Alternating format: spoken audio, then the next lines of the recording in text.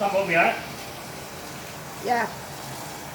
ta tỏ trò non chúa nữa chẳng không gì nữa tỏ trò non chúa hầu trường ăn bộ lông trắng là ta tỏ một đây non chúa tỏ một trắng là tỏ ấy Để kiểu phải trắng là phần phòng ấy để phải một chá lo ho. để một trái đó một trái rồi non chúa một trái rồi Chưa phải một chá chỉ phải phạt khổ nào rồi có. này này trò mà này trói tôi rồi trò nó sẽ hú ra này nó trói tê tê này nó chịu hú á Dạ.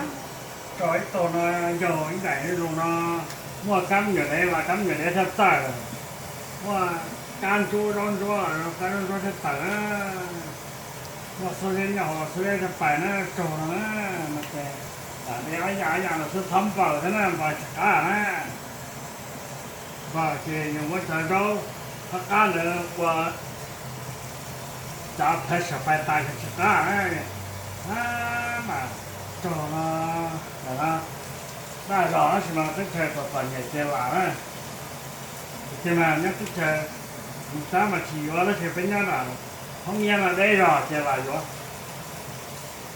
mà rồi ít tôi rồi phải thật phải khơi rồi nó mà cắm như thế nó hậu đó thì nó to thì nó bơ nó sai nó chờ giờ cắm như thế đó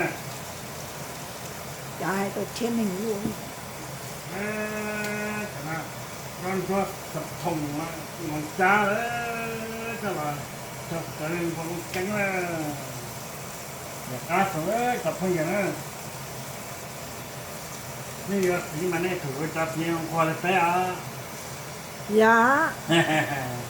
nghe thử cho có chỉ cho đúng rồi là ngon quá trò đó là té mà thì cho tao đó chân cho đánh nó đấy anh ấy vừa kể thì đúng trò thì mà nó sẽ thể nó chỉ lấy đó cho chân đánh nó dạ dạ Do ta. đó Lo tên mà lo nên hút qua mà lo chỉ thay dùng mà nhớ nhỏ hủy sụp xem mà để thay kia. Lo để thay thì dùng mà để nên hút qua thì chỉ. ủa nó chỉ thay này thay phải ủa thế này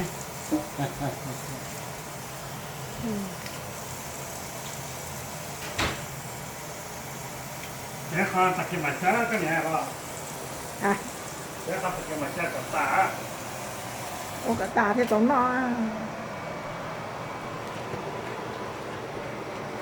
Ô, cho cả ta mà. tại do hỏi Tâu nó thiết cán. à Nên tâu nó thiết cán. Mà rau tôi chỉ mang cay. ô ta có là gì đấy con thay thằng ai có chỉ thay ai đấy thì là chúng mang thay